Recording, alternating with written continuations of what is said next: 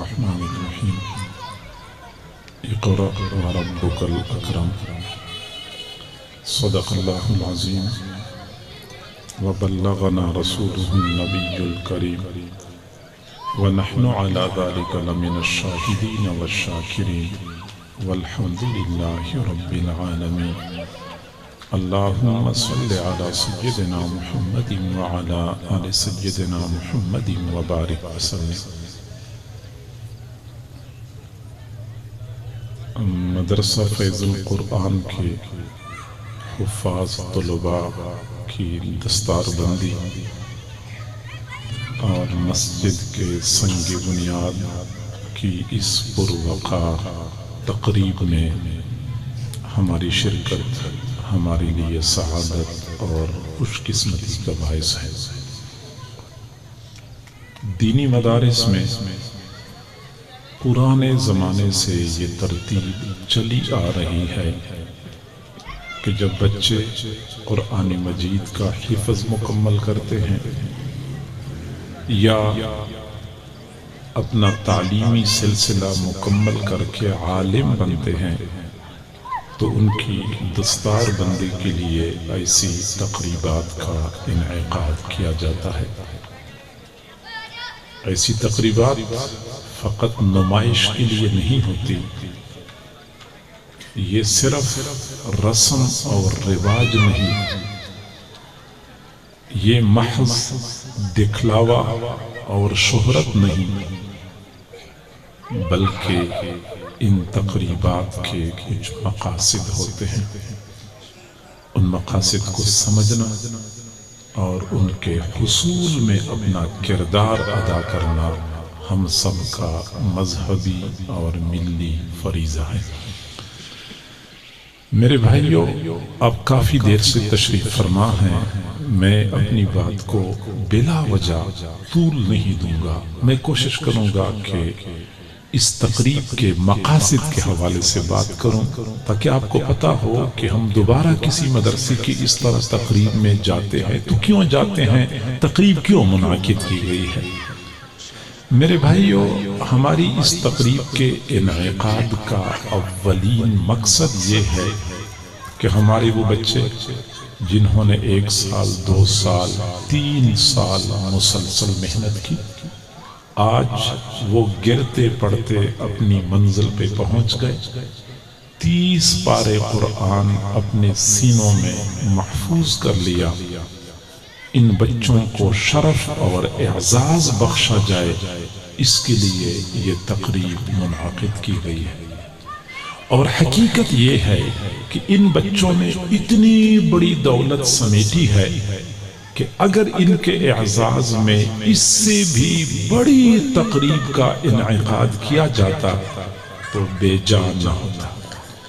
مسلم شریف کی روایت ہے، حضور صلی اللہ علیہ وسلم نے حضرات صحابہ کرام کو فرمایا، تم میں سے کوئی بندہ یہ پسند کرتا ہے کہ صبح کے وقت گھر سے نکلے، عقیق یا بطحان مقام پہ چلا جائے، وہاں تجارت شروع کرے، خرید و فروخت کرے، اور شام ہونے سے پہلے پہلے 1 اونٹنی منافع میں کما لے، اس طریقے سے کہ کسی کے ساتھ زیادتی بھی نہ کرے، کسی کو دھوکہ بھی نہ دے، قطع رحمی بھی نہ کرے۔ صحابہ نے عرض کیا، اللہ کے نبی، ہم میں سے ہر بندہ یہ پسند کرتا ہے۔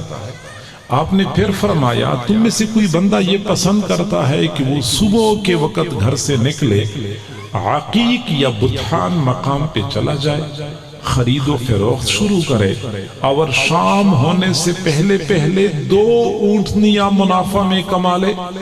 اللہ کے نبی، ہم میں سے ہر بندہ پسند کرتا ہے۔ فرمایا، قسم ہے اس پروردگار کی جس کے قبضہ قدرت میں میری جان ہے کہ تم میں سے کوئی بندہ صبح کے وقت گھر سے نکلتا ہے اور قرآن مجید کی 1 آیت سیکھتا ہے، یہ 1 اونٹنی کمانے سے افضل ہے۔ وہ 2 آیتیں سیکھتا ہے تو 2 اونٹنیاں کمانے سے افضل ہے۔ تو اگر 1 آیت سیکھنا 1 اونٹنی کمانے سے افضل ہے تو پھر وہ بچے جنہوں نے 6,500 آیتیں یا اس سے بھی زیادہ آیتیں صرف سیکھی نہیں ہیں بلکہ اپنے سینوں میں محفوظ کر لیا ہے، ان بچوں نے کتنی بڑی دولت سمیٹی ہے، ہم اس کا اندازہ نہیں کر سکتے۔ لہذا ان بچوں کو اعزاز بخشنا، شرف عطا کرنا اس تقریب کا اولین مقصد ہے۔ اور میرے بھائیوں، میں عرض کرتا ہوں کہ قرآن اللہ کا کلام ہے، اور جیسے اللہ کی ذات بلند ہے ایسے ہی قرآن بھی بلند ہے، اور جیسے یہ قرآن بلند ہے، جو بندہ قرآن کے ساتھ جڑ جاتا ہے قرآن اس کو بھی بلندی عطا کرتا ہے۔ آپ نے کبھی غور کیا ہے، ایک سادہ گتا ہوتا ہے، اس کو آپ چاہیں تو گندی نالی میں پھینک دیں، اس کو آپ چاہیں تو کوڑے کے ڈھیر پر پھینک دیں، اس کو آپ چاہیں تو جوتیوں کے نیچے رکھ دیں، جائز ہے۔ لیکن کوئی بندہ اس گتے کو اٹھا کر صاف کر کے قرآن کے ساتھ جلد کے طور پہ نتھی کر دیتا ہے۔ حضرات علماء کرام موجود ہیں، فقہا فرماتے ہیں کہ اب اس گتے کو بے وضو ہاتھ لگانا جائز نہیں ہے، کیونکہ اب یہ عام گتا نہیں رہا، یہ قرآن کی جلد بن چکا ہے۔ قرآن کے ساتھ جڑنے کی وجہ سے اگر بے جان گتے کو اتنا مقام اور مرتبہ ملتا ہے تو جو بچہ 30 پارے قرآن اپنے سینے میں محفوظ کرتا ہے اس کا مقام اور مرتبہ کیا ہوگا، ہم اس کا تصور نہیں کر سکتے۔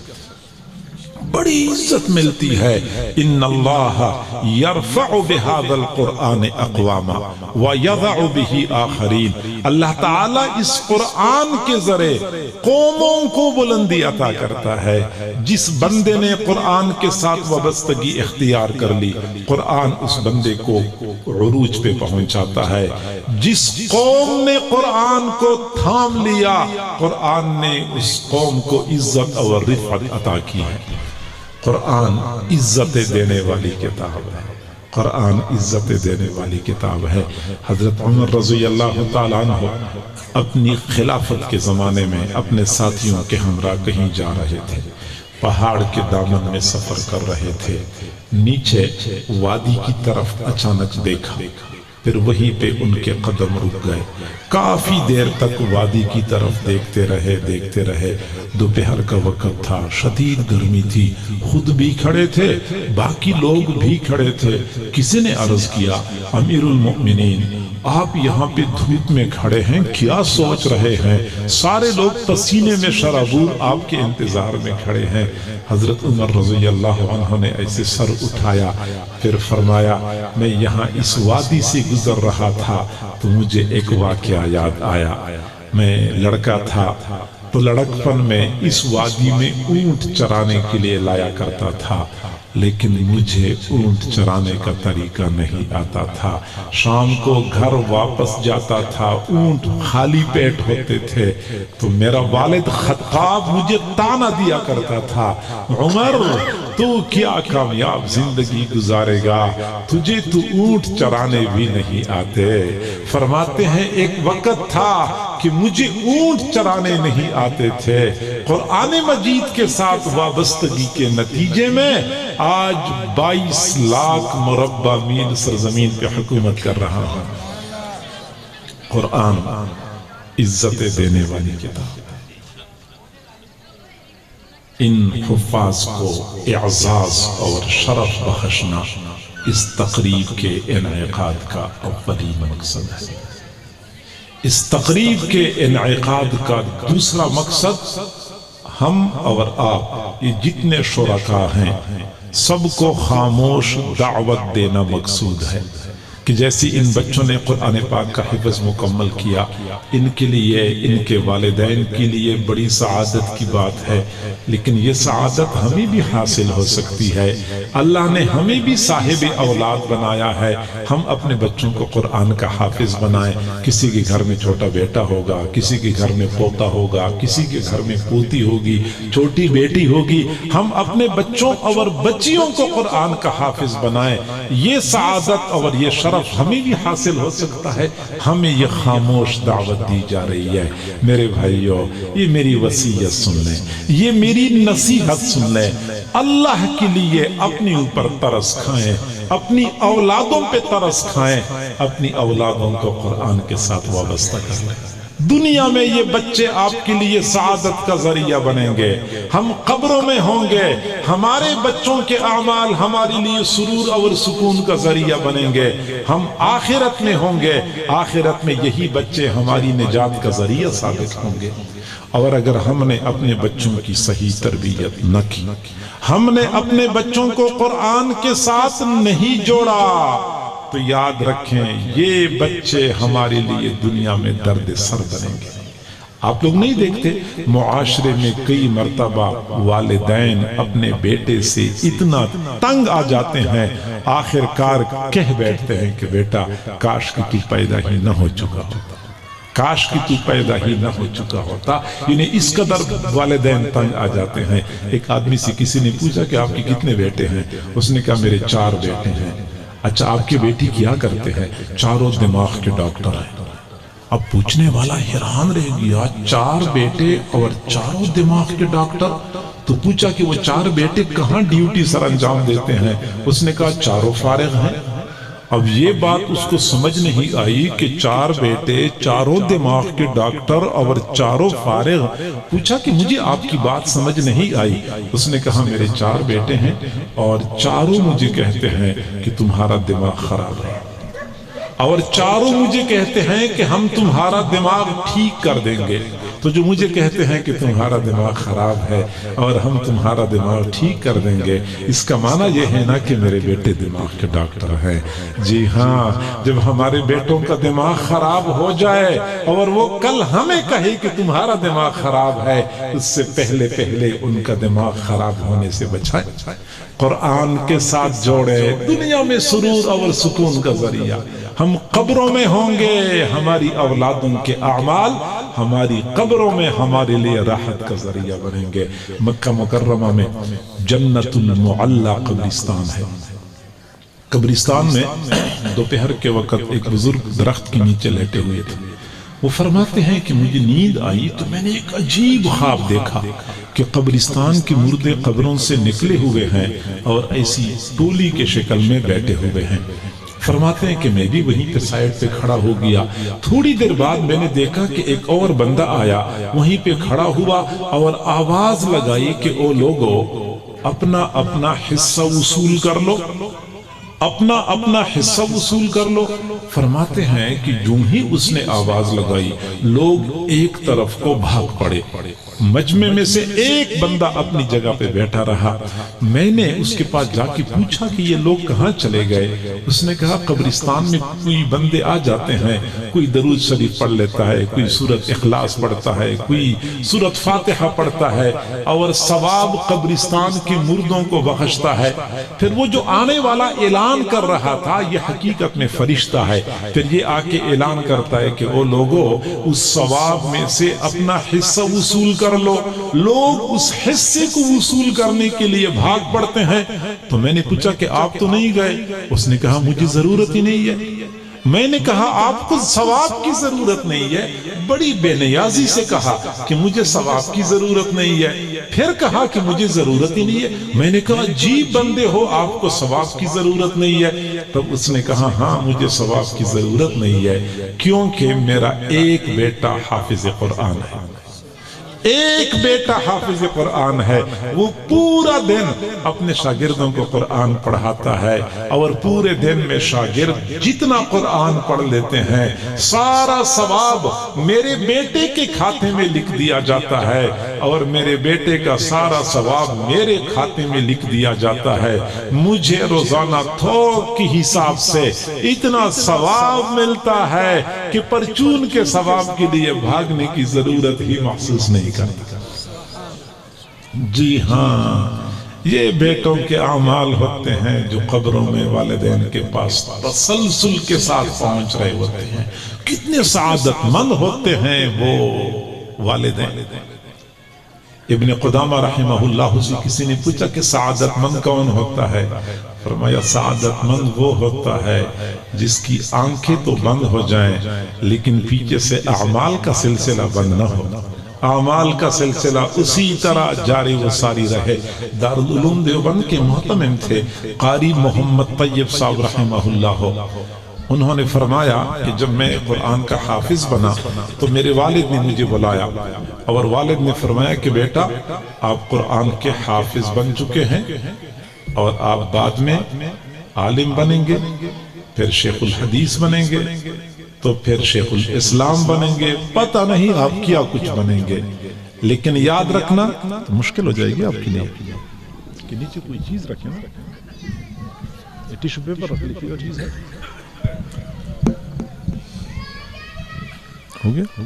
جی ہاں، تو فرمایا کہ آپ کا سب کچھ بننا اپنے لیے ہے، لیکن میں نے آپ کو جو حافظ بنایا ہے یہ اپنی ذات کے لیے بنایا ہے۔ میں نے پوچھا کہ ابو آپ کیا کہنا چاہتے ہیں؟ تو انہوں نے کہا کہ بیٹا مجھے اپنے اعمال پر تو کوئی بھروسہ نہیں ہے، ممکن ہے کہ آپ کچھ تلاوت کر لیں گے، مجھے ایصال ثواب کر لیں گے تو آپ کی اس تلاوت کی وجہ سے میری نجات ہو جائے گی۔ پھر فرمایا کہ بیٹا جب والدین فوت ہو جاتے ہیں تو اولاد جلدی اپنے والدین کو بھلا دیتی ہے، بیٹا مجھے بھلانے میں جلدی نہیں کرنی، مجھے بھلانے میں جلدی نہیں کرنی۔ فرماتے ہیں کہ الحمدللہ میں نے اپنے والدین کو بھلانے میں جلدی نہیں کی ہے۔ میرے والدین کو فوت ہوئے 30 سال ہو چکے ہیں، 30 سالوں میں ایک دن بھی ایسا نہیں آیا کہ میں نے مغرب کی نماز کے بعد اوابین کی نفلوں میں اپنے والدین کے لیے ایک پارہ تلاوت نہ کی ہو۔ گرمی ہو، سردی ہو، سفر ہو، حضر ہو، صحت ہو، بیماری ہو، ہر حال میں اپنے والدین کے لیے مغرب کے بعد اوابین کی نفلوں میں ایک پارہ تلاوت کا معمول ہے۔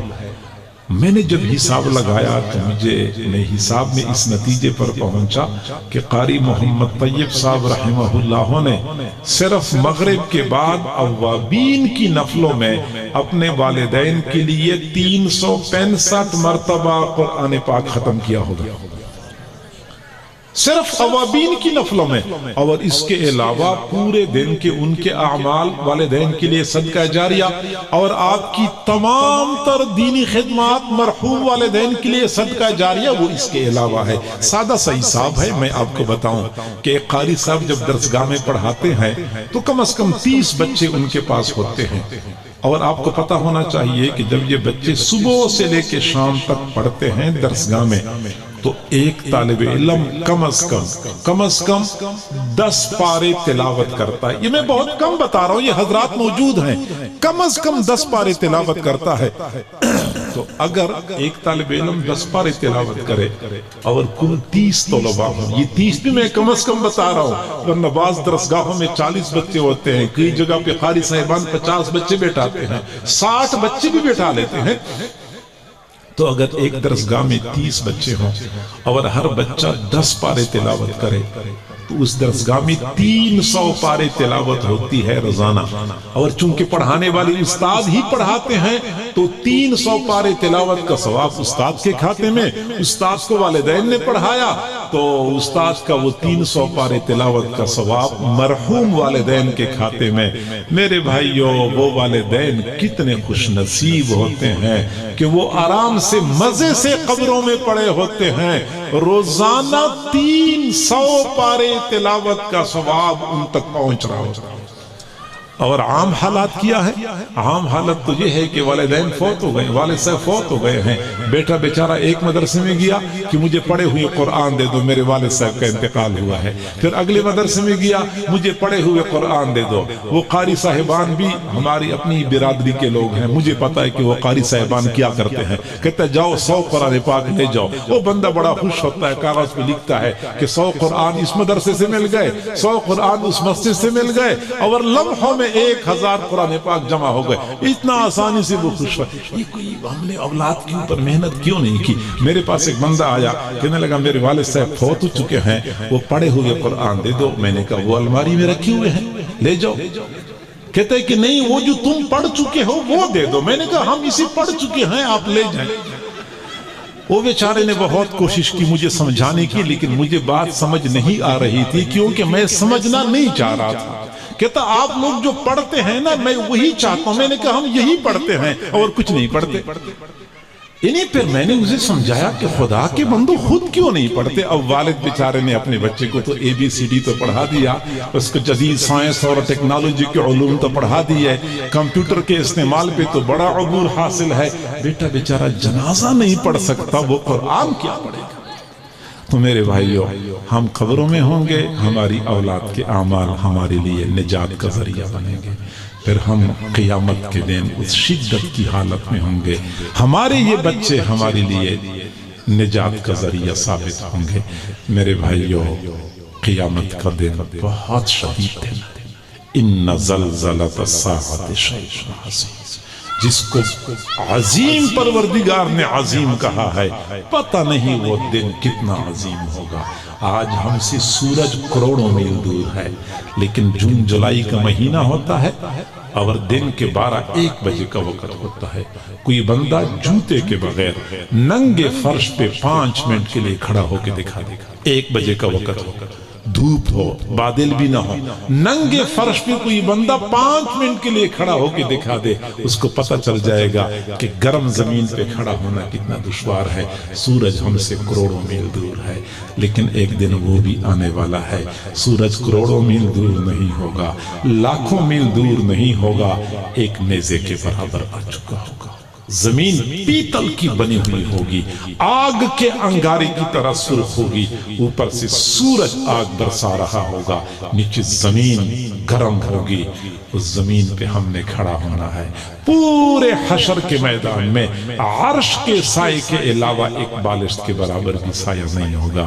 میرے بھائیوں، پاؤں میں جوتے نہیں ہوں گے، سر پہ کوئی ٹوپی پگڑی نہیں ہوگی، ننگے سر اور ننگے پیر ہم نے وہاں پہ کھڑا ہونا ہے۔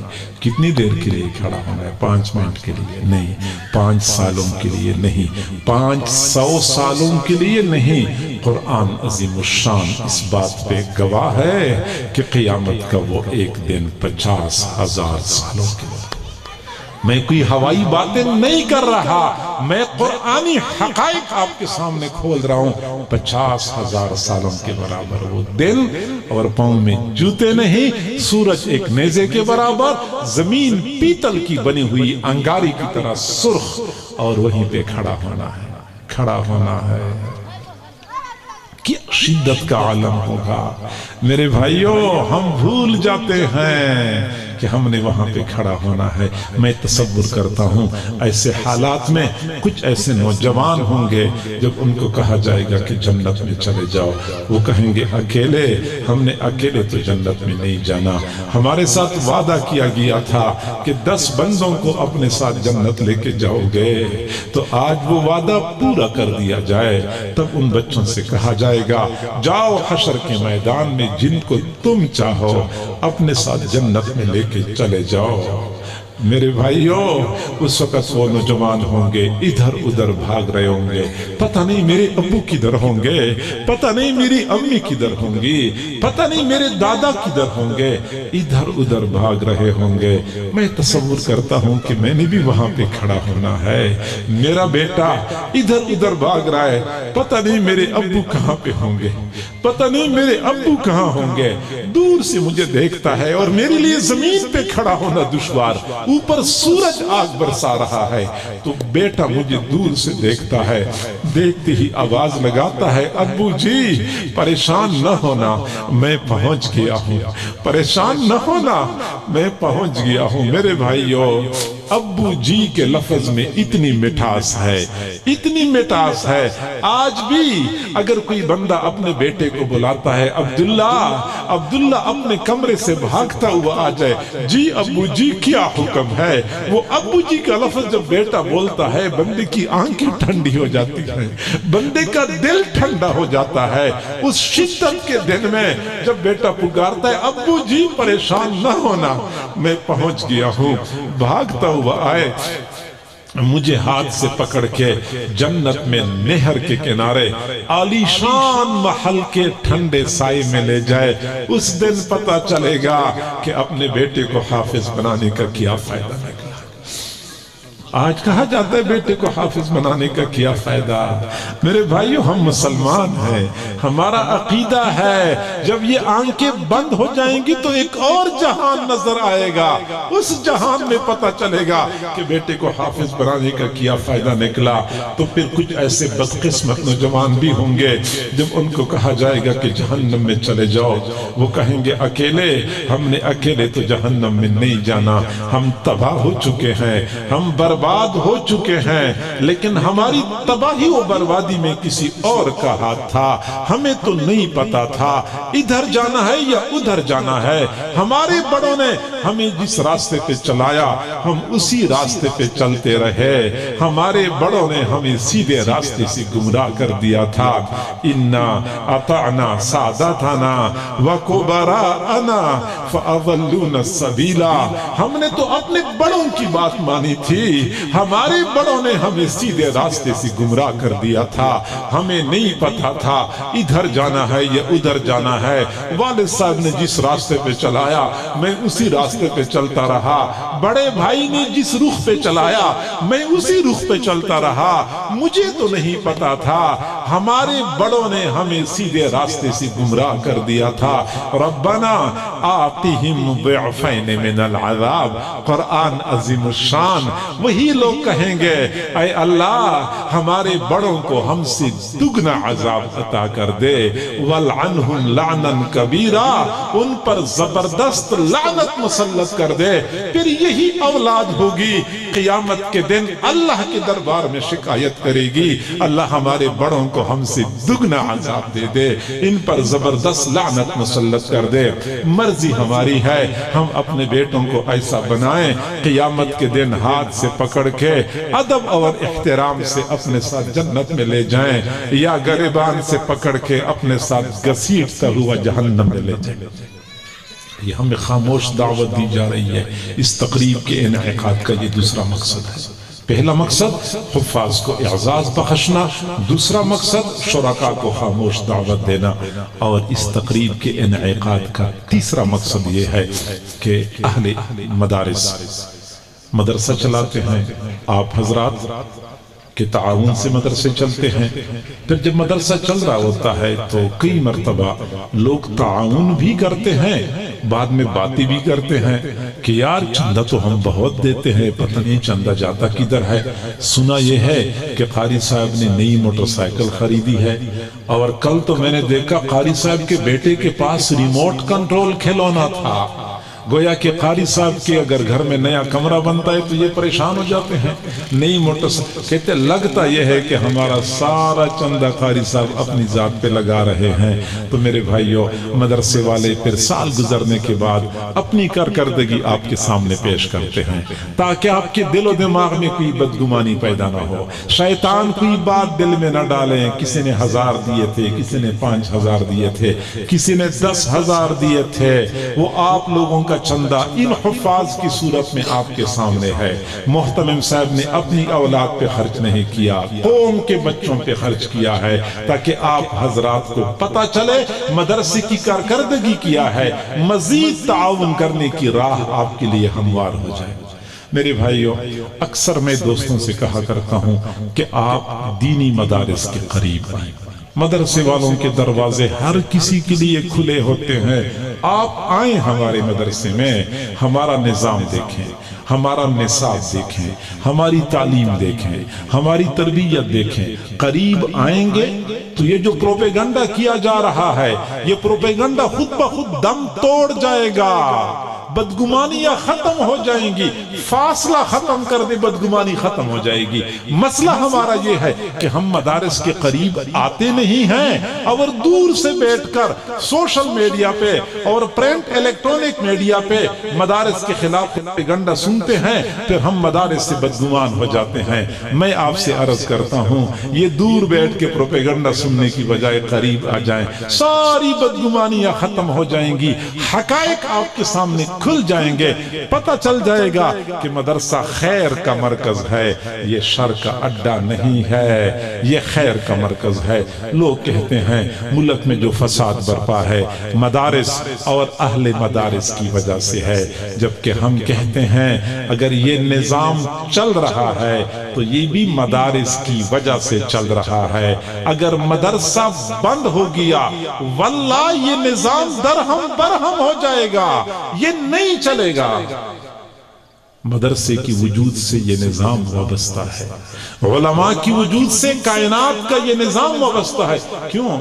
حدیث شریف میں آیا ہے کہ سمندر میں مچھلیاں، سوراخوں میں چینٹیاں، جنگل میں چرند پرند علماء کے لیے دعائیں کرتی ہیں. علماء کہتے ہیں کہ آخر سمندر کی مچھلیاں علماء کے لیے کیوں دعائیں کرتی ہیں؟ جنگل کے چرند پرند علماء کے لیے کیوں دعائیں کرتے ہیں؟ اس لیے کرتے ہیں کہ سمندر کی مچھلیوں کو پتا ہے کہ جب تک یہ عالم موجود ہے تو ہمارا وجود باقی ہے. جس دن عالم کا وجود ختم ہو گیا ہمارا وجود ختم ہو گیا. سوراخوں کی چوینٹیوں کو پتا ہے کہ جب تک یہ علماء موجود ہیں ہمارا وجود باقی ہے. جس دن علماء کا وجود ختم ہو گیا ہمارا وجود بھی ختم ہو گیا. افسوس سے کہنا پڑتا ہے سمندر کی مچھلیوں کو علماء کی اہمیت اور افادیت کا پتا ہے. سوراخوں کی چوینٹیوں کو بھی علماء کی اہمیت اور افادیت کا پتہ ہے. افسوس سے کہنا پڑتا ہے کہ انسان ابھی تک یہ معلوم نہ کر سکے کہ علماء کے معاشرے پر احسانات کیا، علماء کا وجود کتنا ضروری ہے، مدرسے کا وجود کتنا ضروری ہے. حضرت امام شاہ ولی اللہ رحمت اللہ علیہ نے فرمایا، میں کشف کی نگاہ سے دیکھ رہا ہوں ایک بستی، ایک علاقے کے لوگوں کے اعمال اتنے برباد ہو جاتے ہیں. اللہ کو عرش پہ جلال آتا ہے، فرشتوں کو حکم دیتا ہے کہ لوگوں کے نیچے سے زمین کو اٹھا دو، الٹ دو اور اوپر سے پتھر برسا دو، سب کو تباہ و برباد کر دو. فرشتے زمین پہ آتے ہیں، حالات کا جائزہ لیتے ہیں، پھر اللہ تعالیٰ سے عرض کرتے ہیں اے اللہ آپ نے تو ہمیں زمین پہ بھیجا تھا کہ لوگوں کی نیچے سے زمین کو اٹھا کے الٹ دو، سب کو تباہ و برباد کر دو. جبکہ وہاں تو کچھ بچے مسجد میں قرآن پڑھتے ہوئے نظر آ رہے ہیں. اللہ تعالیٰ فرماتے اچھا مسجد میں بچے قرآن پڑھ رہے ہیں تو بستی والوں سے 40 سال کے لیے عذاب کو مؤخر کر دو. بچے قرآن پڑھ رہے ہیں. جی ہاں یہ قرآن پڑھنے والے بچے ہی تو ہیں جو صبح سویرے اٹھ کے قرآن پڑھنا شروع کر دیتے ہیں. یقین کرے اگر یہ بچے نہ ہوتے تو ہمارے جو کرتوت ہیں، ہمارے جو کارنامے ہیں، آپ لوگ سوشل میڈیا پہ پڑھتے رہتے ہیں، آپ لوگ الیکٹرونک میڈیا پہ سنتے رہتے ہیں، کیا کچھ اس معاشرے میں نہیں ہوتا. ان کرتوتوں کی وجہ سے یہ نظام بہت پہلے تہو بالا کر دیا جا چکا ہوتا، لیکن مدرسوں میں پڑھنے والے بچے ہوتے ہیں جن کی بدولت یہ نظام چل رہا ہے. لہٰذا ہمیں چاہیے کہ ہم مدارس کے بارے میں بدگمان نہ ہوں، مدرسے کے بارے میں اچھا گمان رکھیں، مدرسوں کے ساتھ تعلق جوڑیں، مضبوط کریں. آپ کی اولاد میں حافظ پیدا ہوں گے، آپ کی اولاد میں عالم پیدا ہوں گے. اگر آپ مدرسے سے بیزار، مدرسے والوں سے بیزار، آپ کی اولاد میں کوئی حافظ عالم پیدا نہیں ہوگا. تو مدرسوں کے ساتھ تعلق جوڑے، ساتھ ایک مسجد کا سنگ بنیاد بھی رکھا جا رہا ہے۔ دل تو چاہ رہا تھا کہ مسجد کی تعمیر کی اہمیت، ضرورت اور ایک مسلمان کی ذمہ داری کیا ہے، اس حوالے سے میں بات چیت کر لیتا، لیکن وقت کافی ہو چکا ہے، میں اس موضوع پہ بات نہیں کر سکتا۔ علامہ ابن الجوزی رحمہ اللہ نے ایک عجیب واقعہ ذکر کیا ہے۔ وہ فرماتے ہیں کہ ایک آدمی نے اپنے گھر کے پاس ایک مسجد بنوائی ہوئی تھی۔ مسجد ایسی تھی کہ اس کی دیواریں نہیں تھی اور اس کی چھت بھی نہیں تھی اور اس کے دروازے بھی نہیں تھے۔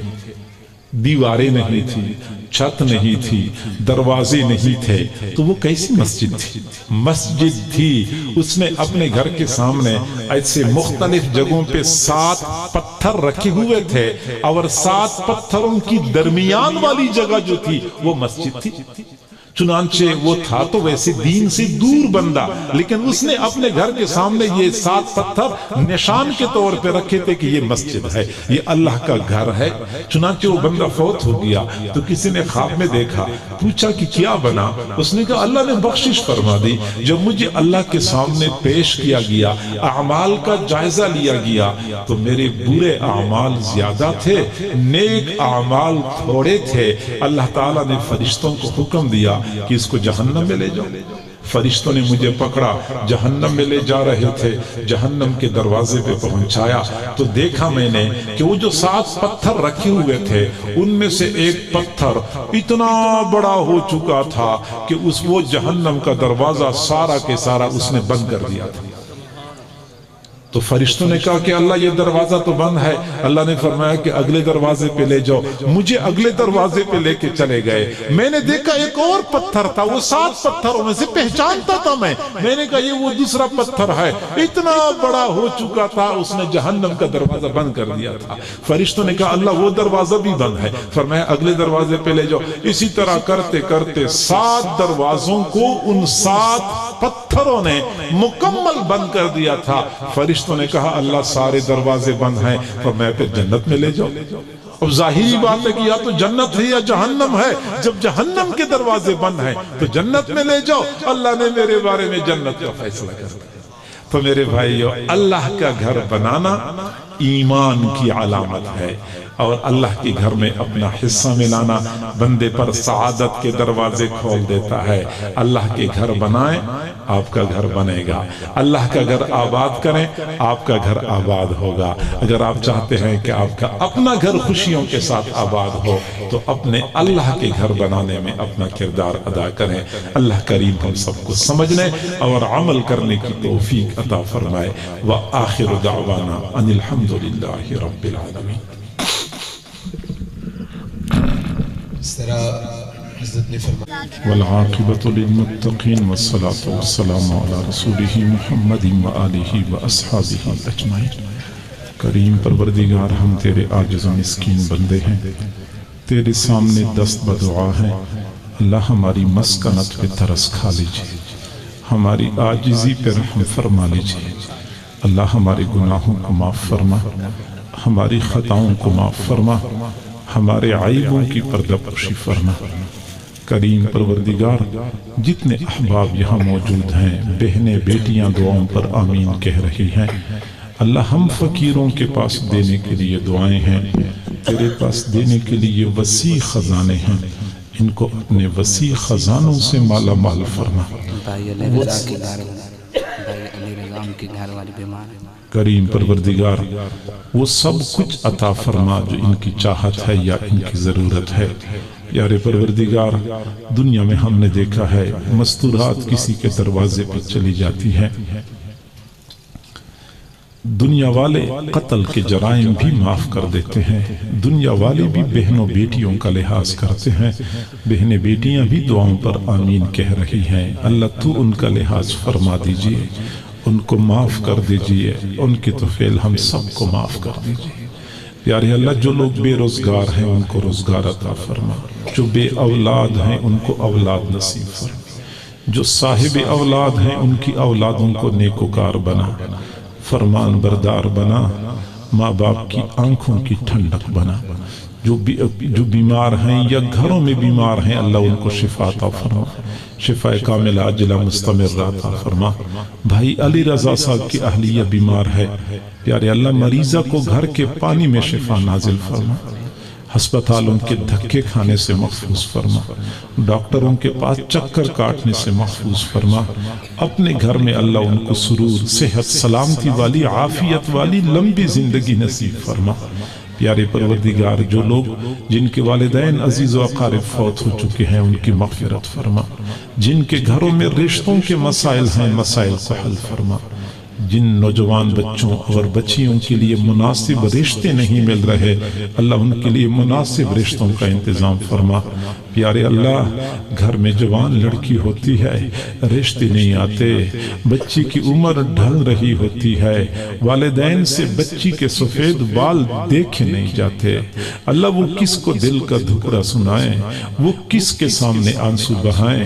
اے بے قصوں کے دستگیر، اے ٹوٹے دلوں کو تسلی دینے والے، اے بے سہاراؤں کا سہارا بننے والے، اے خالی جھولیاں بھر دینے والے پروردگار، تمام حضرات اور خواتین کی تمام نیک تمناؤں کو پورا فرما، سب کی پریشانیوں کو ختم فرما۔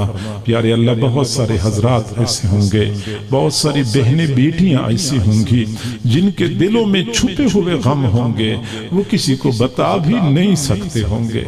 اللہ تو دلوں کے بھید جانتا ہے، ان چھپے ہوئے غموں کو ختم فرما دیجئے، سب کو اپنے اپنے گھروں کی خوشیاں نصیب فرما، گھریلو نفرتوں کو محبتوں میں تبدیل فرما، لڑائی جھگڑوں کو اتفاق و اتحاد میں تبدیل فرما، مالی تنگی کو فراخی و فراوانی میں تبدیل فرما، سب کو اپنے گھروں میں سکون اور سرور والی زندگی نصیب فرما۔ جن بچوں نے قرآن پڑھا ہے، حفظ کیا ہے یا ناظرہ پڑھا ہے، جن بچیوں نے قرآن پاک حفظ مکمل کیا ہے، ناظرہ پڑھا ہے، اللہ ان بچوں اور بچیوں کو، ان کے پڑھانے والے معلمین اور معلمات کو، ان کے والدین اور سرپرستوں کو ایک ایک حرف پہ اپنی شان کے مطابق اجر اور بدلے عطا فرما۔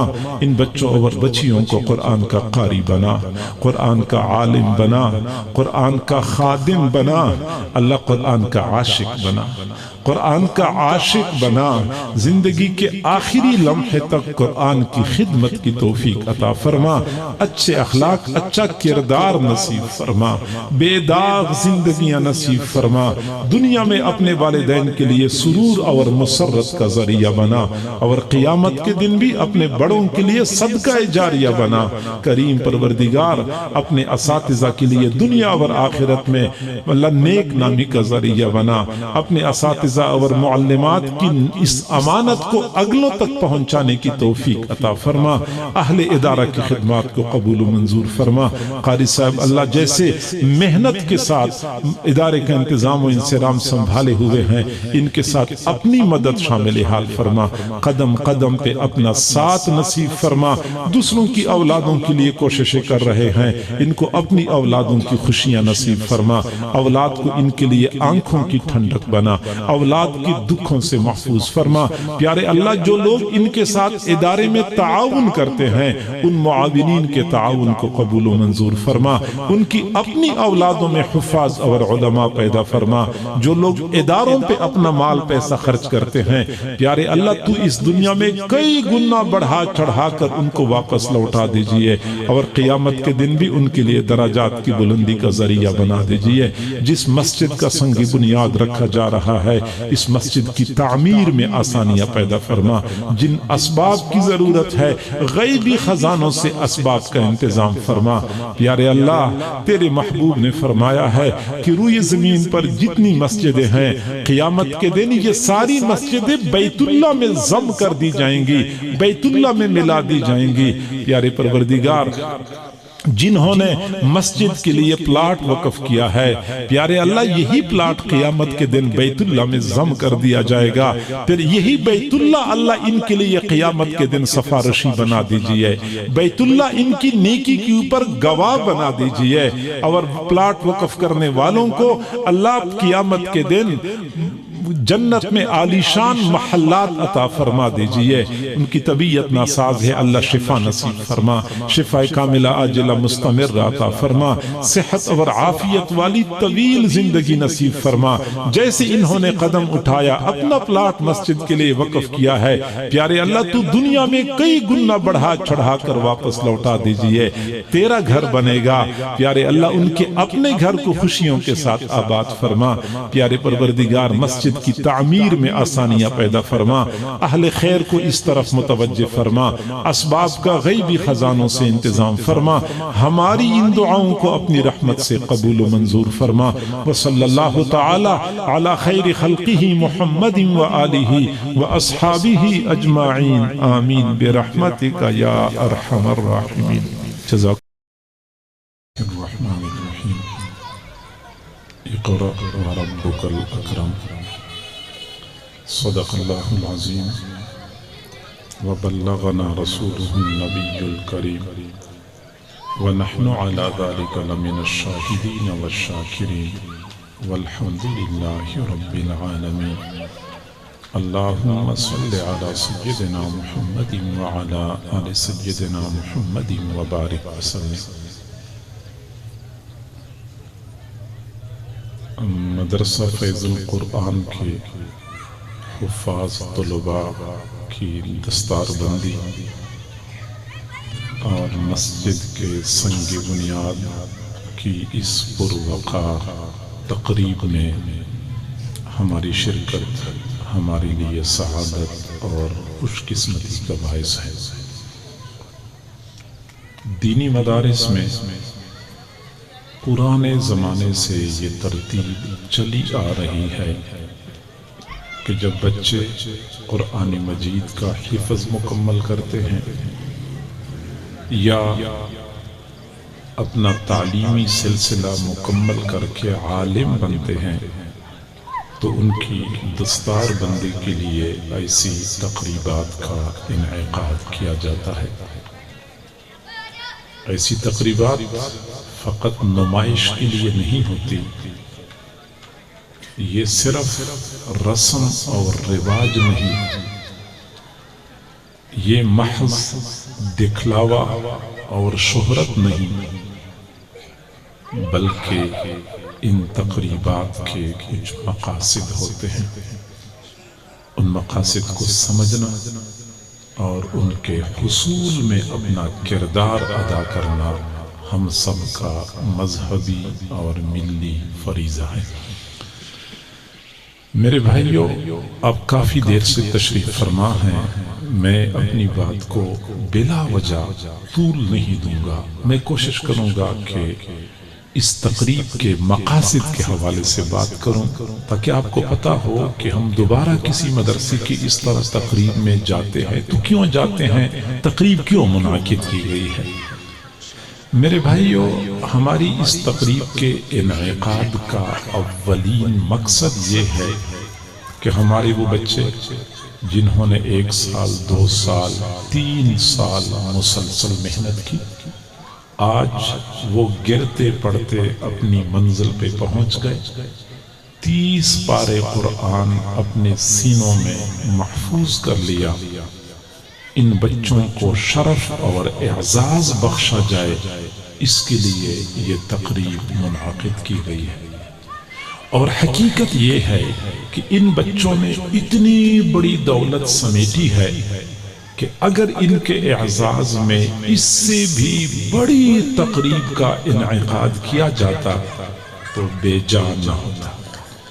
مسلم شریف کی روایت ہے، حضور صلی اللہ علیہ وسلم نے حضرات صحابہ کرام کو فرمایا، تم میں سے کوئی بندہ یہ پسند کرتا ہے کہ صبح کے وقت گھر سے نکلے، عقیق یا بطحان مقام پہ چلا جائے، وہاں تجارت شروع کرے، خرید و فروخت کرے، اور شام ہونے سے پہلے پہلے 1 اونٹنی منافع میں کما لے، اس طریقے سے کہ کسی کے ساتھ زیادتی بھی نہ کرے، کسی کو دھوکہ بھی نہ دے، قطع رحمی بھی نہ کرے. صحابہ نے عرض کیا، اللہ کے نبی، ہم میں سے ہر بندہ یہ پسند کرتا ہے. آپ نے پھر فرمایا تم میں سے کوئی بندہ یہ پسند کرتا ہے کہ وہ صبح کے وقت گھر سے نکلے عقیق یا بطحان مقام پہ چلا جائے، خرید و فروخت شروع کرے اور شام ہونے سے پہلے پہلے 2 اونٹنیاں منافع میں کما لے؟ اللہ کے نبی ہم میں سے ہر بندہ پسند کرتا ہے۔ فرمایا قسم ہے اس پروردگار کی جس کے قبضہ قدرت میں میری جان ہے کہ تم میں سے کوئی بندہ صبح کے وقت گھر سے نکلتا ہے اور قرآن مجید کی ایک آیت سیکھتا ہے، یہ 1 اونٹنی کمانے سے افضل ہے۔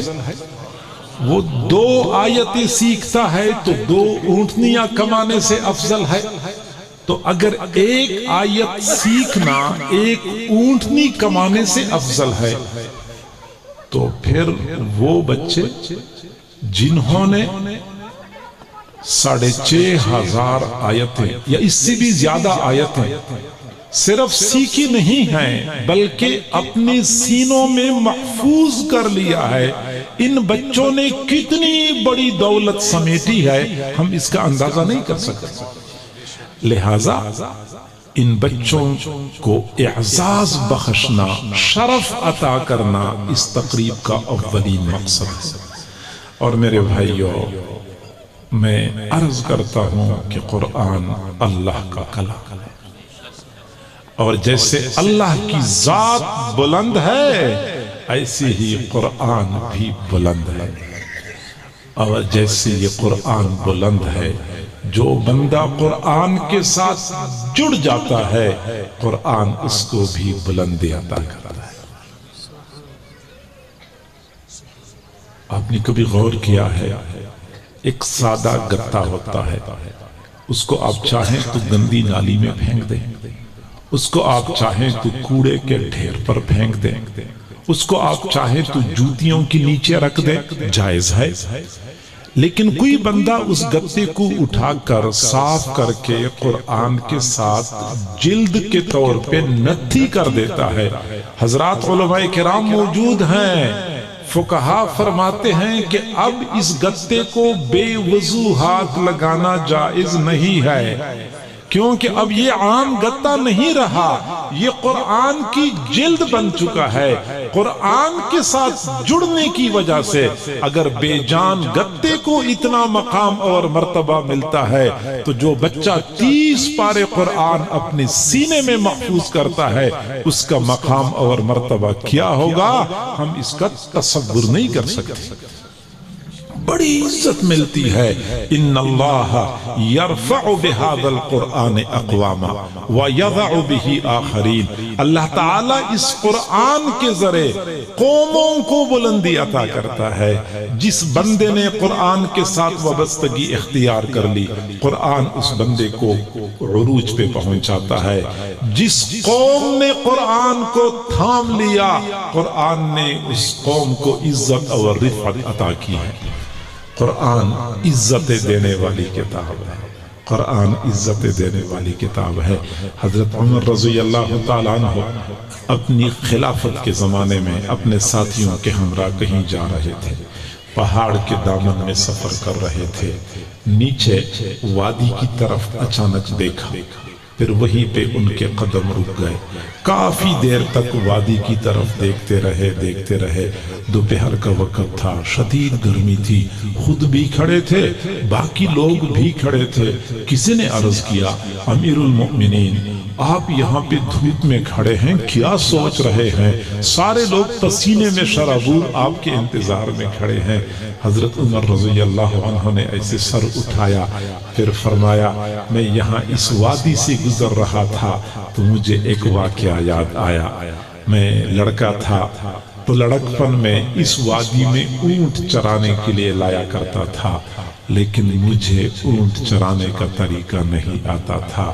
شام کو گھر واپس جاتا تھا، اونٹ خالی پیٹ ہوتے تھے تو میرا والد خطاب مجھے تانا دیا کرتا تھا، عمر تو کیا کامیاب زندگی گزارے گا، تجھے تو اونٹ چرانے بھی نہیں آتے۔ فرماتے ہیں ایک وقت تھا کہ مجھے اونٹ چرانے نہیں آتے تھے، قرآن مجید کے ساتھ وابستگی کے نتیجے میں آج 22 لاکھ مربع میل سرزمین پہ حکومت کر رہا ہوں۔ قرآن عزت دینے والی کتاب، ان حفاظ کو اعزاز اور شرف بخشنا اس تقریب کے انعقاد کا اولین مقصد ہے۔ اس تقریب کے انعقاد کا دوسرا مقصد ہم اور آپ یہ جتنے شرکاء ہیں سب کو خاموش دعوت دینا مقصود ہے کہ جیسی ان بچوں نے قرآن پاک کا حفظ مکمل کیا، ان کے لیے، ان کے والدین کے لیے بڑی سعادت کی بات ہے، لیکن یہ سعادت ہمیں بھی حاصل ہو سکتی ہے۔ اللہ نے ہمیں بھی صاحب اولاد بنایا ہے، ہم اپنے بچوں کو قرآن کا حافظ بنائیں۔ کسی کے گھر میں چھوٹا بیٹا ہوگا، کسی کے گھر میں پوتا ہوگا، کسی کے گھر میں پوتی ہوگی، چھوٹی بیٹی ہوگی، ہم اپنے بچوں اور بچیوں کو قرآن کا حافظ بنائیں۔ یہ سعادت اور یہ شرف ہمیں بھی حاصل ہو سکتا ہے۔ ہمیں یہ خاموش دعوت دی جا رہی ہے۔ میرے بھائیوں، یہ میری وصیت سن لیں، یہ میری نصیحت سن لیں، اللہ کے لیے اپنی اوپر ترس کھائیں، اپنی اولادوں پہ ترس کھائیں، اپنی اولادوں کو قرآن کے ساتھ وابستہ کر لیں۔ دنیا میں یہ بچے آپ کے لیے سعادت کا ذریعہ بنیں گے، ہم قبروں میں ہوں گے، ہمارے بچوں کے اعمال ہمارے لیے سرور اور سکون کا ذریعہ بنیں گے، ہم آخرت میں ہوں گے، آخرت میں یہی بچے ہماری نجات کا ذریعہ ثابت ہوں گے۔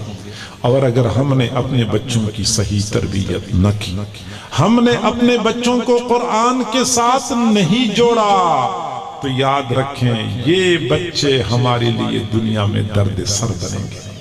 آپ لوگ نہیں دیکھتے معاشرے میں کئی مرتبہ والدین اپنے بیٹے سے اتنا تنگ آ جاتے ہیں، آخر کار کہہ بیٹھتے ہیں کہ بیٹا کاش کہ تو پیدا ہی نہ ہو چکا ہوتا، کاش کہ تو پیدا ہی نہ ہو چکا ہوتا۔ یعنی اس قدر والدین تنگ آ جاتے ہیں۔ ایک آدمی سے کسی نے پوچھا کہ آپ کے کتنے بیٹے ہیں؟ اس نے کہا میرے 4 بیٹے ہیں۔ اچھا آپ کی بیٹی کیا کرتے ہیں؟ چاروں دماغ کے ڈاکٹر ہیں۔ اب پوچھنے والا حیران رہ گیا، 4 بیٹے اور چاروں دماغ کے ڈاکٹر؟ تو پوچھا کہ وہ 4 بیٹے کہاں ڈیوٹی سر انجام دیتے ہیں؟ اس نے کہا چاروں فارغ ہیں۔ اب یہ بات اس کو سمجھ نہیں آئی کہ 4 بیٹے، چاروں دماغ کے ڈاکٹر اور چاروں فارغ۔ پوچھا کہ مجھے آپ کی بات سمجھ نہیں آئی۔ اس نے کہا میرے 4 بیٹے ہیں اور چاروں مجھے کہتے ہیں کہ تمہارا دماغ خراب ہے، اور چاروں مجھے کہتے ہیں کہ ہم تمہارا دماغ ٹھیک کر دیں گے۔ تو جو مجھے کہتے ہیں کہ تمہارا دماغ خراب ہے اور ہم تمہارا دماغ ٹھیک کر دیں گے، اس کا معنی یہ ہے نا کہ میرے بیٹے دماغ کے ڈاکٹر ہیں۔ جی ہاں، جب ہمارے بیٹوں کا دماغ خراب ہو جائے اور وہ کل ہمیں کہے کہ تمہارا دماغ خراب ہے، اس سے پہلے ان کا دماغ خراب ہونے سے بچائیں، قرآن کے ساتھ جوڑے، دنیا میں سرور اور سکون کا ذریعہ۔ ہم قبروں میں ہوں گے، ہماری اولادوں کے اعمال ہماری قبروں میں ہمارے لیے راحت کا ذریعہ بنیں گے۔ مکہ مکرمہ میں جنت المعلی قبرستان ہے۔ قبرستان میں دوپہر کے وقت ایک بزرگ درخت کے نیچے لیٹے ہوئے تھے۔ وہ فرماتے ہیں کہ مجھے نیند آئی تو میں نے ایک عجیب خواب دیکھا کہ قبرستان کے مردے قبروں سے نکلے ہوئے ہیں اور ایسی ٹولی کے شکل میں بیٹھے ہوئے ہیں۔ فرماتے ہیں کہ میں بھی وہیں پہ سائیڈ پہ کھڑا ہو گیا۔ تھوڑی دیر بعد میں نے دیکھا کہ ایک اور بندہ آیا، وہیں پہ کھڑا ہوا اور آواز لگائی کہ او لوگو اپنا اپنا حصہ وصول کر لو، اپنا اپنا حصہ وصول کر لو۔ فرماتے ہیں کہ جو ہی اس نے آواز لگائی لوگ ایک طرف کو بھاگ پڑے، مجمع میں سے ایک بندہ اپنی جگہ پہ بیٹھا رہا۔ میں نے اس کے پاس جا کے پوچھا کہ یہ لوگ کہاں چلے گئے؟ اس نے کہا قبرستان میں کوئی بندے آ جاتے ہیں، کوئی درود شریف پڑھ لیتا ہے، کوئی سورۃ اخلاص پڑھتا ہے، کوئی سورۃ فاتحہ پڑھتا ہے اور ثواب قبرستان کے مردوں کو بخشتا ہے۔ پھر وہ جو آنے والا اعلان کر رہا تھا یہ حقیقت میں فرشتہ ہے، پھر یہ آ کے اعلان کرتا ہے کہ وہ لوگوں اس ثواب میں سے اپنا حصہ وصول کر کر لو. لوگ اس حصے کو وصول کرنے کے لیے بھاگ پڑتے ہیں. تو میں نے پوچھا کہ آپ تو نہیں گئے؟ اس نے کہا مجھے ضرورت ہی نہیں ہے. میں نے کہا آپ کو ثواب کی ضرورت نہیں ہے. بڑی بے نیازی سے کہا کہ مجھے ثواب کی ضرورت نہیں ہے. پھر کہا کہ مجھے ضرورت ہی نہیں ہے. میں نے کہا جی بندے ہو، آپ کو ثواب کی ضرورت نہیں ہے؟ تب اس نے کہا ہاں مجھے ثواب کی ضرورت نہیں ہے، کیونکہ میرا ایک بیٹا حافظ قرآن ہے. ایک بیٹا حافظ قرآن ہے، وہ پورا دن اپنے شاگردوں کو قرآن پڑھاتا ہے، اور پورے دن میں شاگرد جتنا قرآن پڑھ لیتے ہیں سارا ثواب میرے بیٹے کے کھاتے میں لکھ دیا جاتا ہے، اور میرے بیٹے کا سارا ثواب میرے کھاتے میں لکھ دیا جاتا ہے. مجھے روزانہ تھوک کی حساب سے اتنا ثواب ملتا ہے کہ پرچون کے ثواب کے لیے بھاگنے کی ضرورت ہی محسوس نہیں کرتا. جی ہاں، یہ بیٹوں کے اعمال ہوتے ہیں جو قبروں میں والدین کے پاس تسلسل کے ساتھ پہنچ رہے ہوتے ہیں. کتنے سعادت مند ہوتے ہیں وہ والدین. ابن قدامہ رحمہ اللہ سے کسی نے پوچھا کہ سعادت مند کون ہوتا ہے؟ فرمایا سعادت مند وہ ہوتا ہے جس کی آنکھیں تو بند ہو جائیں لیکن پیچھے سے اعمال کا سلسلہ بند نہ ہو. اعمال کا سلسلہ اسی طرح جاری و ساری رہے. دارالعلوم دیوبند کے محتمم تھے قاری محمد طیب صاحب رحمہ اللہ. انہوں نے فرمایا کہ جب میں قرآن کا حافظ بنا تو میرے والد نے مجھے بلایا، اور والد نے فرمایا کہ بیٹا آپ قرآن کے حافظ بن چکے ہیں، اور آپ بعد میں عالم بنیں گے، پھر شیخ الحدیث بنیں گے، تو پھر شیخ الاسلام بنیں گے، پتہ نہیں آپ کیا کچھ بنیں گے، لیکن یاد رکھنا تو مشکل ہو جائے گی آپ کے لیے کہ نیچے کوئی چیز رکھیں نا، ٹیشو پیپر رکھ لکھی اور چیز ہے. ہو گیا؟ جی ہاں. تو فرمایا کہ آپ کا سب کچھ بننا اپنے لیے ہے، لیکن میں نے آپ کو جو حافظ بنایا ہے یہ اپنی ذات کے لیے بنایا ہے. میں نے پوچھا کہ ابو آپ کیا کہنا چاہتے ہیں؟ تو انہوں نے کہا کہ بیٹا مجھے اپنے اعمال پر تو کوئی بھروسہ نہیں ہے. ممکن ہے کہ آپ کچھ تلاوت کر لیں گے، مجھے ایصال ثواب کر لیں گے، تو آپ کی اس تلاوت کی وجہ سے میری نجات ہو جائے گی. پھر فرمایا کہ بیٹا جب والدین فوت ہو جاتے ہیں تو اولاد جلدی اپنے والدین کو بھلا دیتی ہے. بیٹا مجھے بھلانے میں جلدی نہیں کرنی، مجھے بھلانے میں جلدی نہیں کرنی. فرماتے ہیں کہ الحمدللہ میں نے اپنے والدین کو بھلانے میں جلدی نہیں کی ہے. میرے والدین کو فوت ہوئے 30 سال ہو چکے ہیں. 30 سالوں میں ایک دن بھی ایسا نہیں آیا کہ میں نے مغرب کی نماز کے بعد اوابین کی نفلوں میں اپنے والدین کے لیے ایک پارہ تلاوت نہ کی ہو. گرمی ہو، سردی ہو، سفر ہو، حضر ہو، صحت ہو، بیماری ہو، ہر حال میں اپنے والدین کے لیے مغرب کے بعد اوابین کی نفلوں میں ایک پارہ تلاوت کا معمول ہے.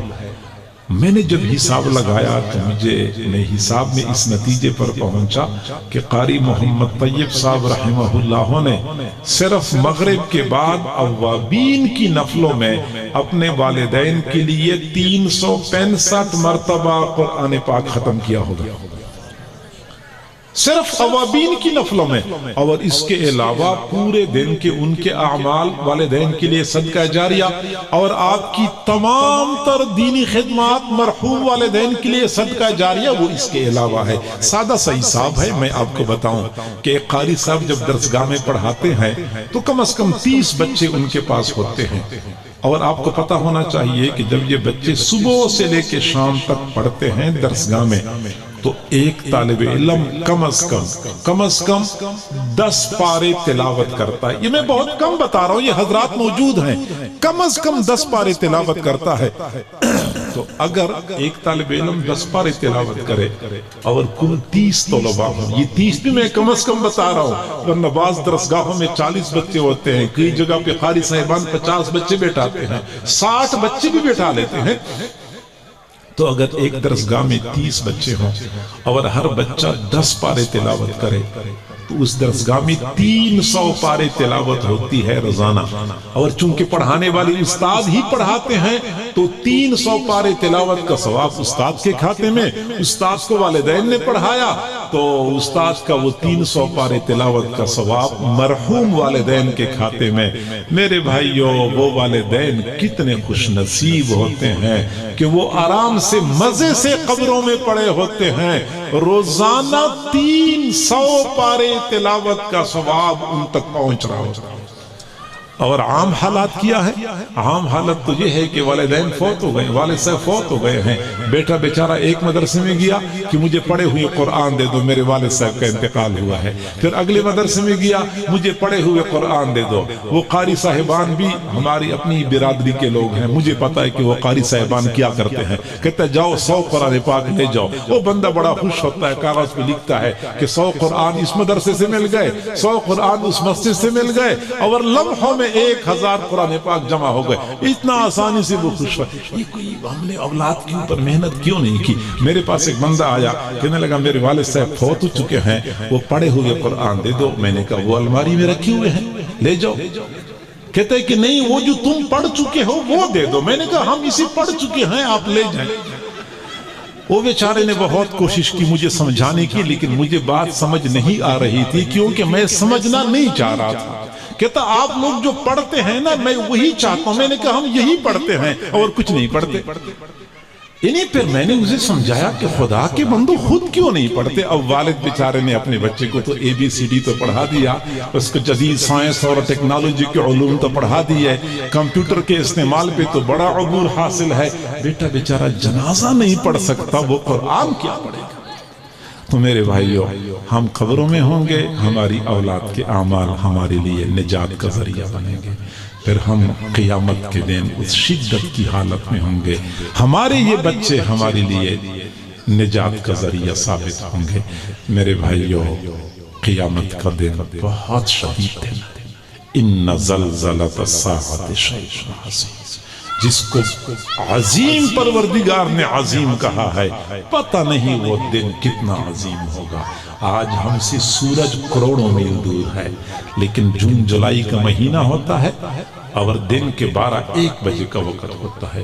کوئی بندہ جوتے کے بغیر ننگے فرش پہ 5 منٹ کے لیے کھڑا ہو کے دکھا دے گا۔ 1 بجے کا وقت ہوگا، دھوپ ہو، بادل بھی نہ ہو، ننگے فرش پہ کوئی بندہ 5 منٹ کے لیے کھڑا ہو کے دکھا دے، اس کو پتہ چل جائے گا کہ گرم زمین پہ کھڑا ہونا کتنا دشوار ہے۔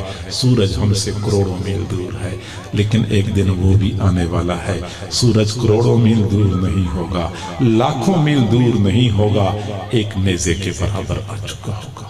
زمین پیتل کی بنی ہوئی ہوگی، آگ کے انگارے کی طرح سرخ ہوگی، اوپر سے سورج آگ برسا رہا ہوگا، نیچے زمین گرم ہوگی۔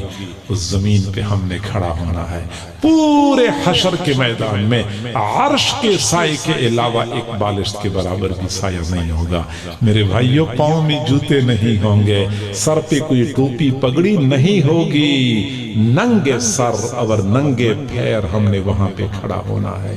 کتنی دیر کے لیے کھڑا ہونا ہے؟ 5 منٹ کے لیے نہیں، 5 سالوں کے لیے نہیں، 500 سالوں کے لیے نہیں۔ قرآن عظیم الشان اس بات پہ گواہ ہے کہ قیامت کا وہ ایک دن 50,000 سالوں کے لیے۔ میں کوئی ہوائی باتیں نہیں کر رہا، میں قرآنی حقائق آپ کے سامنے کھول رہا ہوں۔ 50,000 سالوں کے برابر وہ دن، اور پاؤں میں جوتے نہیں، سورج ایک نیزے کے برابر، زمین پیتل کی بنی ہوئی انگاری کی طرح سرخ، اور وہیں پہ کھڑا ہونا ہے، کھڑا ہونا ہے۔ کیا شدت کا عالم ہوگا۔ میرے بھائیوں، ہم بھول جاتے ہیں کہ ہم نے وہاں پہ کھڑا ہونا ہے۔ میں تصور کرتا ہوں ایسے حالات میں کچھ ایسے نوجوان ہوں گے جب ان کو کہا جائے گا کہ جنت میں چلے جاؤ، وہ کہیں گے اکیلے؟ ہم نے اکیلے تو جنت میں نہیں جانا، ہمارے ساتھ وعدہ کیا گیا تھا کہ 10 بندوں کو اپنے ساتھ جنت لے کے جاؤ گے، تو آج وہ وعدہ پورا کر دیا جائے۔ تب ان بچوں سے کہا جائے گا جاؤ حشر کے میدان میں جن کو تم چاہو اپنے ساتھ جنت میں لے کے چلے جاؤ۔ मेरे भाइयों, उस वक्त वो नौजवान होंगे, इधर उधर भाग रहे होंगे, पता नहीं मेरे अब्बू किधर होंगे, पता नहीं मेरी अम्मी किधर होंगी, पता नहीं मेरे दादा किधर होंगे, इधर उधर भाग रहे होंगे। मैं तसव्वुर करता हूं कि मैंने भी वहां पे खड़ा होना है। मेरा बेटा इधर उधर भाग रहा है, पता नहीं मेरे अब्बू कहां पे होंगे, पता नहीं मेरे अब्बू कहां होंगे। दूर से मुझे देखता है और मेरे लिए जमीन पे खड़ा होना दुश्वार, ऊपर सूरज आग बरसा रहा है। तो बेटा मुझे दूर से देखता है, देखते ही आवाज लगाता है, अब्बू जी परेशान न होना, मैं पहुंच गया हूं, परेशान न होना, मैं पहुंच गया हूं। मेरे भाइयों, अब्बू जी के लफ्ज में इतनी मिठास है, इतनी मिठास है। आज भी अगर कोई बंदा अपने बेटे को बुलाता है, अब्दुल्ला अब्दुल्ला, अपने कमरे से भागता हुआ आ जाए, जी अब्बू जी क्या हुक्म है। वो अब्बू जी का लफ्ज जब बेटा बोलता है, बंदे की आंखें ठंडी हो जाती है, बंदे का दिल ठंडा हो जाता है। उस शिद्दत के दिन में जब बेटा पुकारता है, अब्बू जी परेशान न होना, मैं पहुंच गया हूं, भागता हुआ आए, मुझे हाथ से पकड़ के जन्नत में नहर के किनारे आलीशान महल के ठंडे साए में ले जाए। उस दिन पता चलेगा कि अपने बेटे को हाफिज बनाने का क्या फायदा निकला। आज कहा जाता है बेटे को हाफिज बनाने का क्या फायदा।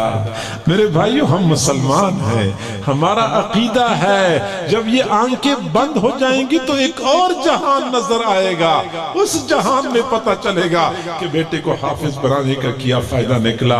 तो फिर कुछ ऐसे बदकिस्मत नौजवान भी होंगे, जब उनको कहा जाएगा कि जहन्नम में चले जाओ, वो कहेंगे अकेले, हमने अकेले तो जहन्नम में नहीं जाना, हम तबाह हो चुके हैं, हम बर्बाद हो चुके हैं। लेकिन हमारी तबाही और बर्बादी में किसी और का हाथ था, हमें तो नहीं पता था इधर जाना है या उधर जाना है। हमारे बड़ों ने हमें जिस रास्ते पे चलाया, हम उसी रास्ते पे चलते रहे।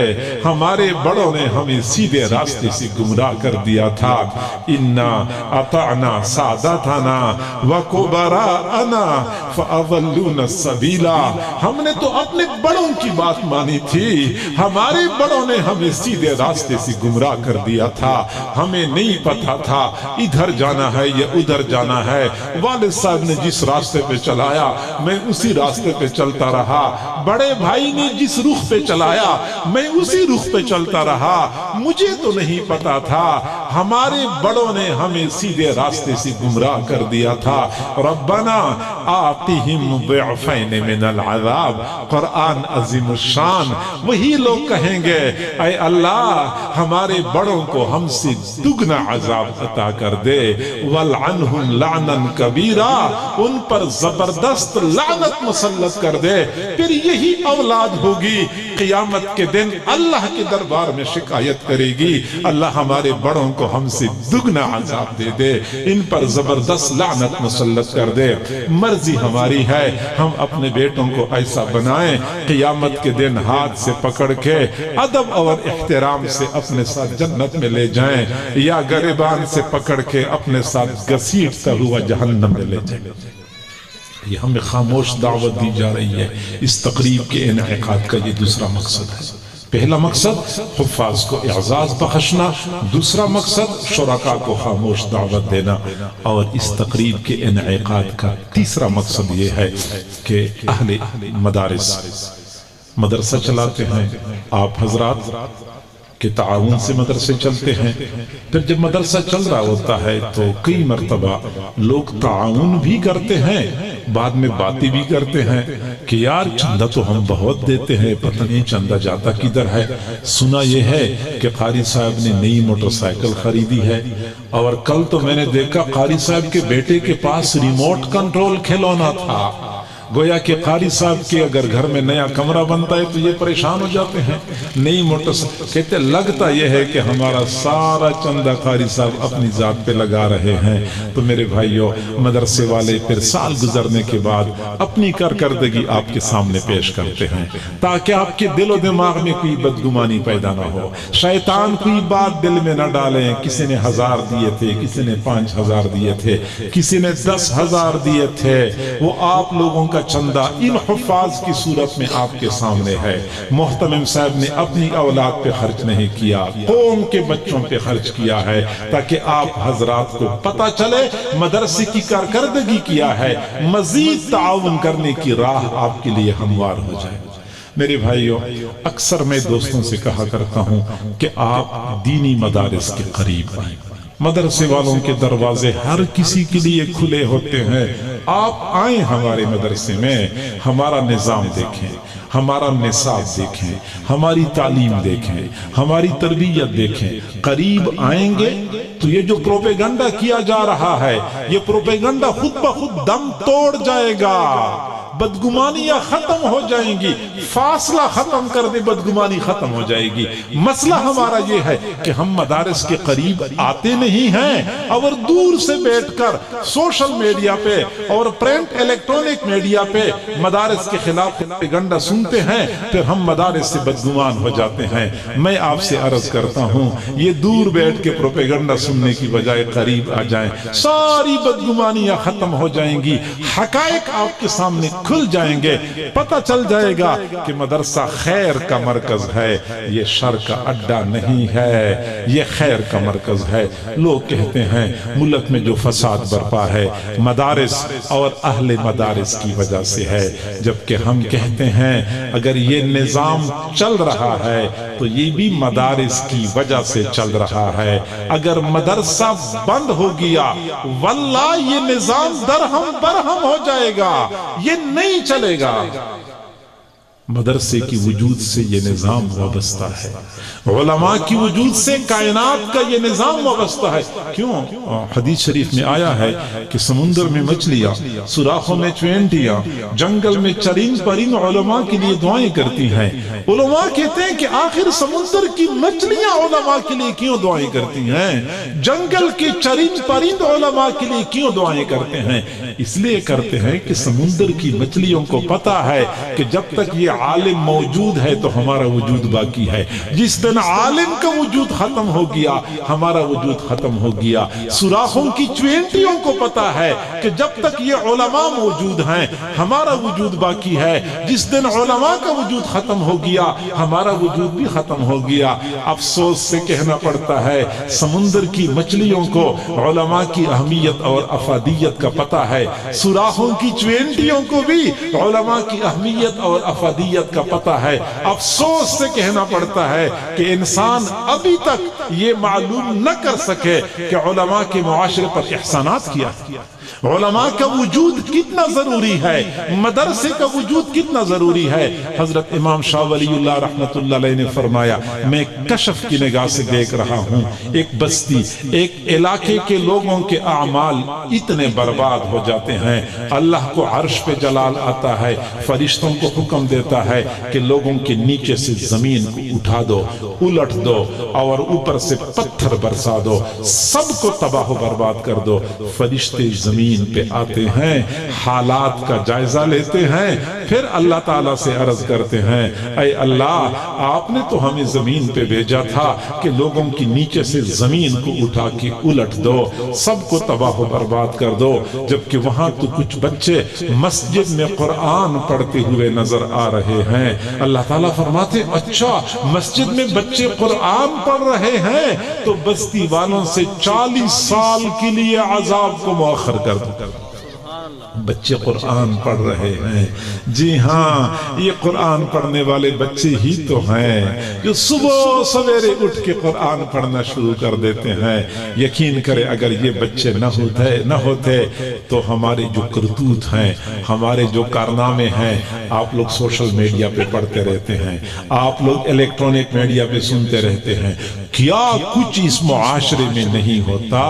ان کرتوتوں کی وجہ سے یہ نظام بہت پہلے تہو بالا کر دیا جا چکا ہوتا، لیکن مدرسوں میں پڑھنے والے بچے ہوتے ہیں جن کی بدولت یہ نظام چل رہا ہے۔ لہٰذا ہمیں چاہیے کہ ہم مدارس کے بارے میں بدگمان نہ ہوں، مدرسے کے بارے میں اچھا گمان رکھیں، مدرسوں کے ساتھ تعلق جوڑیں، مضبوط کریں۔ آپ کی اولاد میں حافظ پیدا ہوں گے، آپ کی اولاد میں عالم پیدا ہوں گے۔ اگر آپ مدرسے سے بیزار، مدرسے والوں سے بیزار، آپ کی اولاد میں کوئی حافظ عالم پیدا نہیں ہوگا۔ تو مدرسوں کے ساتھ تعلق جوڑے، ساتھ ایک مسجد کا سنگ بنیاد بھی رکھا جا رہا ہے۔ دل تو چاہ رہا تھا کہ مسجد کی تعمیر کی اہمیت، ضرورت اور ایک مسلمان کی ذمہ داری کیا ہے، اس حوالے سے میں بات چیت کر لیتا، لیکن وقت کافی ہو چکا ہے، میں اس موضوع پہ بات نہیں کر سکتا۔ علامہ ابن الجوزی رحمہ اللہ نے ایک عجیب واقعہ ذکر کیا ہے۔ وہ فرماتے ہیں کہ ایک آدمی نے اپنے گھر کے پاس ایک مسجد بنوائی ہوئی تھی۔ مسجد ایسی تھی کہ اس کی دیواریں نہیں تھی اور اس کی چھت بھی نہیں تھی اور اس کے دروازے بھی نہیں تھے۔ دیواریں نہیں تھی، چھت نہیں تھی، دروازے نہیں تھے، تو وہ کیسی مسجد تھی؟ مسجد تھی۔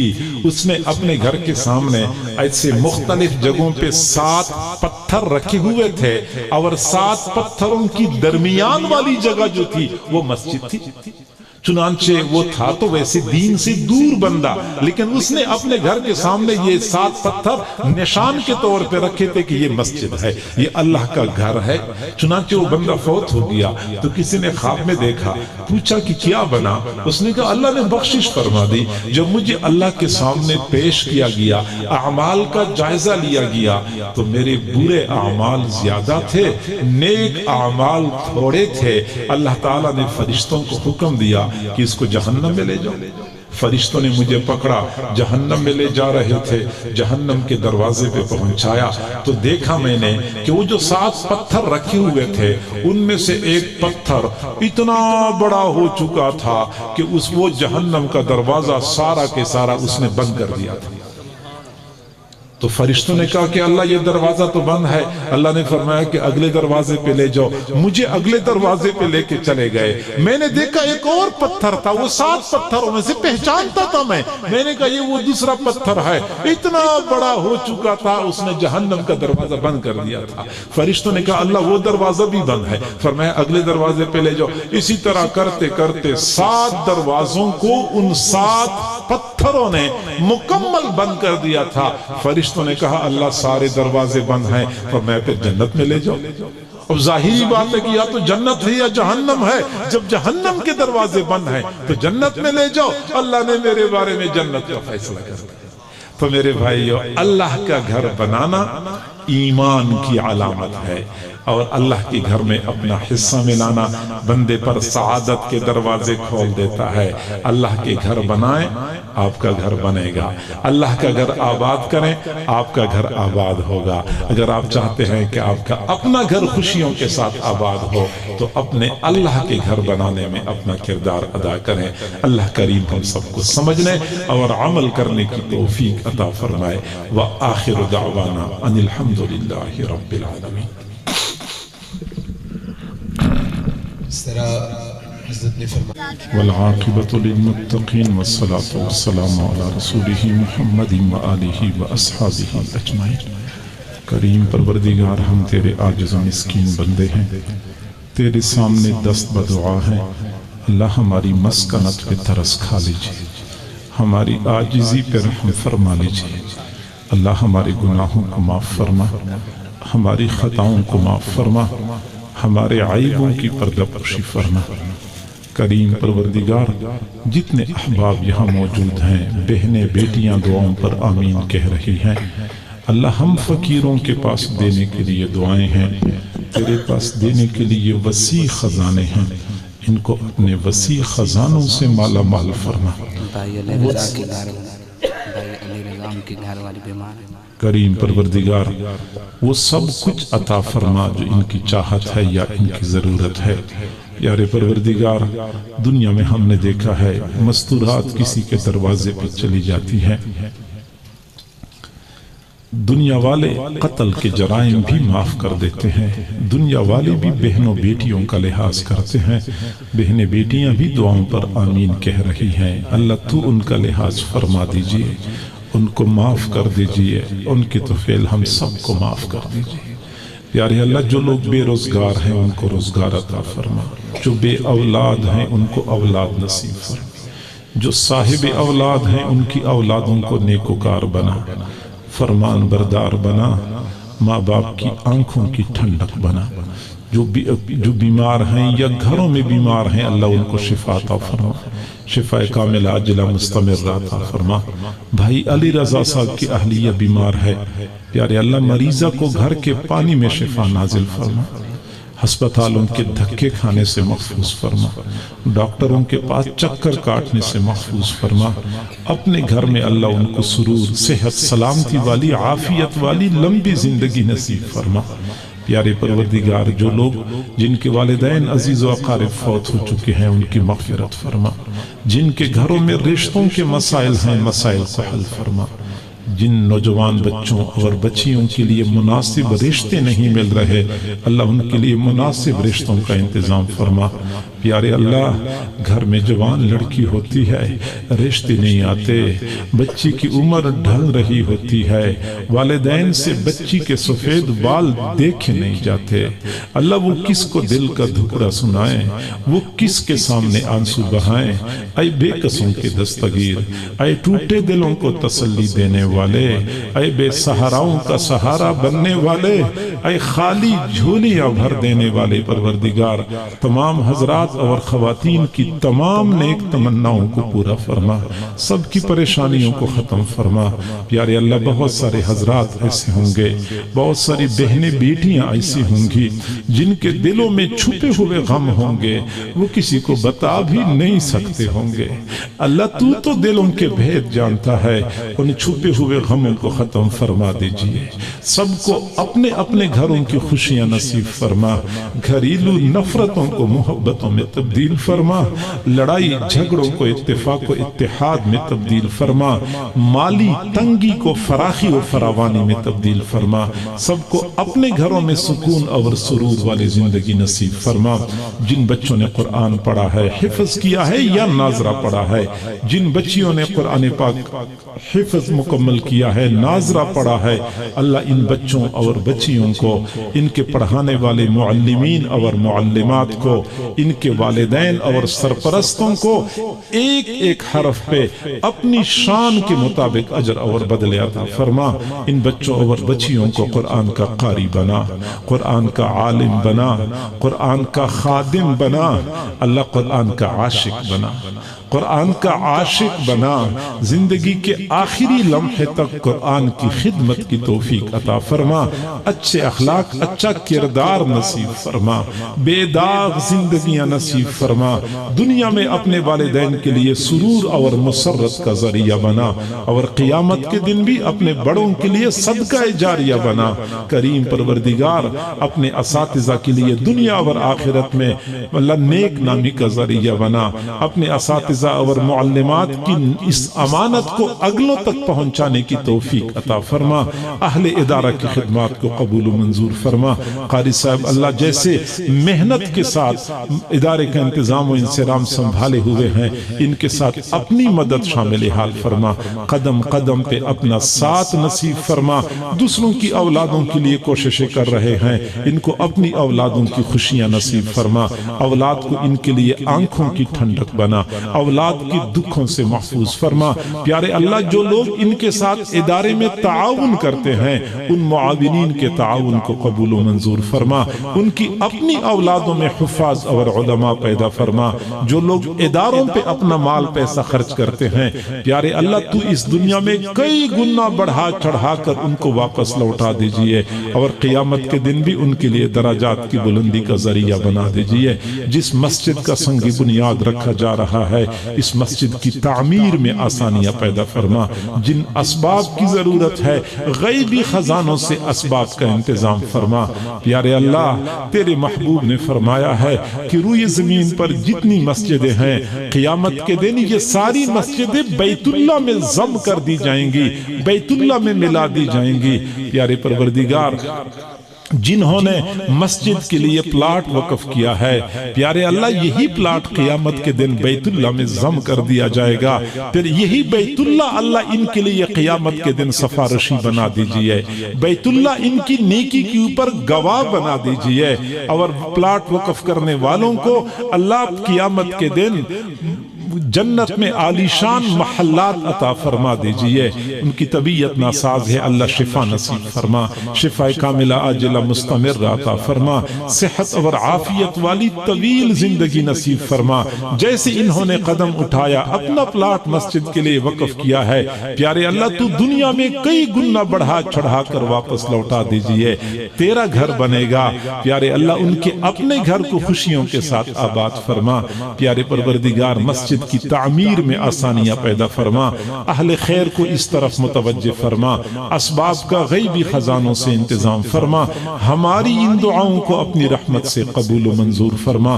وصلی اللہ تعالی علی خیر خلقہ محمد و آلہ و اصحابہ اجمعین. آمین برحمتک یا ارحم الراحمین. جزاک